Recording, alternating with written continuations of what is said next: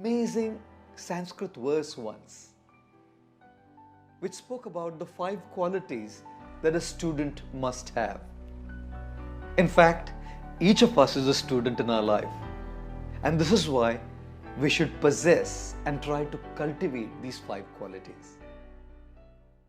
Kakacheshta bako dhyanam shwana nidra tathaiva cha alpahari grihatyagi vidyarthi panchalakshanam. Vidyarthi. Vidya means knowledge. Arthi means one who desires knowledge. Vidyarthi, one who desires knowledge. All of us should possess panchalakshanam, these 5 characteristic features and qualities. The first one, Kaka Cheshta. Kaka means a crow and Cheshta means effort. Kaka Cheshta means the effort of a crow. All of us in our childhood read the story of a crow who was extremely thirsty and was flying around looking for some water. The crow found a pitcher of water. As the crow landed itself on the rim of the pitcher and looked inside at the contents, he found there was water. But the water was at the very bottom of the pitcher, and there was no way that the crow could drink water by putting its beak inside. The crow started thinking, what should be done? And it came across a brilliant idea. It started flying around and picking up in its beak tiny pebbles and putting them inside the pitcher. Pebble by pebble by pebble, the crow kept working hard until the level of the water rose way up to the rim of the pitcher, and the crow quenched its thirst. Kaka Cheshta refers to the patient hard work and the effort of the crow. Yes, ladies and gentlemen, if we have to work on our lives, if we have to truly bring what is within outside, we have to go through some painful sharpening of Kaka Cheshta, hard work. And don't they say that the only place where success comes before work is in the dictionary? That's because S comes before W. The second quality of a Vidyarthi is Bako Dhyanam. Bako Dhyanam means the focus, the intense focus of a crane. When one looks at the crane standing on one leg, completely focused into the waters, the crane with one pointed attention is looking at the waters as the fishes are swimming inside the waters.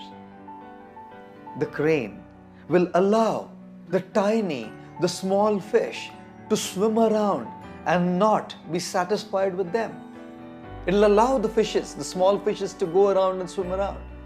The crane will focus and wait for the big fish to come. If the crane settles with the small fish, it'll lose the big fish. And if the crane wants the big fish, it has to allow the small fish to pass by and go around. Similarly in life, when we want to focus on what is important, we should allow the small things to pass by. We shouldn't be distracted by the little things. Sometimes there'll be interpersonal issues and conflicts. Sometimes there'll be some health crises. Sometimes there might be a financial crisis. So many things keep happening in life. Let the small things pass by and focus on what's important. The third quality of a student or a Vidyarthi is Shwana Nidra. Shwana means a dog and Nidra means sleep. Shwana Nidra means the sleep of a dog, or to be more precise, the alertness of a dog. All of us have seen actually, when a dog is sleeping, although the eyes are closed, the dog is very alert to the surroundings around it. Even if there's a little sound, or even if someone just walks in very, very slowly, the dog will immediately open its eyes. All those who want knowledge in their lives and want to pursue something that's meaningful in life have to practice the quality of alertness. Although we may be eyes closed doing, not literally, but doing what we are doing in our lives, we shouldn't miss out on being alert to the world around us. There's a lot to learn in the world from people, from objects, from situations, from surroundings. We'll only learn when we are alert. The fourth quality that a Vidyarthi must possess is Alpahari. Ahar in Sanskrit means food and Alpa means less. So literally, Alpahari means that a Vidyarthi or one seeking knowledge should eat less. Now, this is not what has been implied by this word though. We have varieties of ahar. Like for example, for our tongue we have food, that's the ahar. For our ears we have sound, that's the ahar, music, talks. For our eyes, sights, people, beautiful panoramic scenery is the ahar. So for each of our senses there is ahar. And when this verse says that a Vidyarthi should be Alpahari, it means we should be very careful of what inputs we give to our senses. Because whatever inputs we give to our senses actually go and make a very deep, indelible impression on our psyche, on our inner systems. In Sanskrit that is called sanskar. Sanskar means that indelible impression that sensory inputs leave on our minds. I'll tell you, we give so many inputs through our senses and they leave a very indelible mark, sometimes unerasable mark on our consciousness and our minds. Therefore, when we talk about Alpahari, it means we should be very careful to choose those sensory inputs which are of value and those things that we want our mind space to be filled with.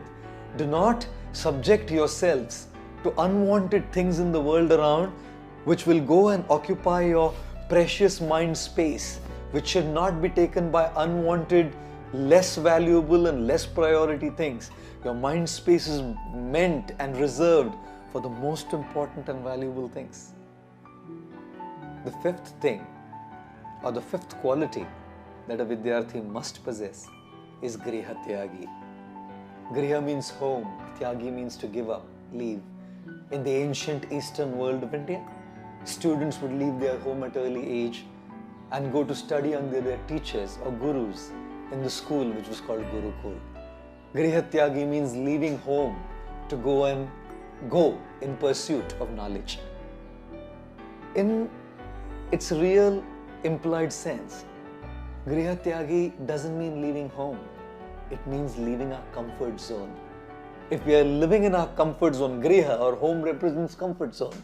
So if we are going to live in our comfort zone, there's no question of pursuing that which is of true value.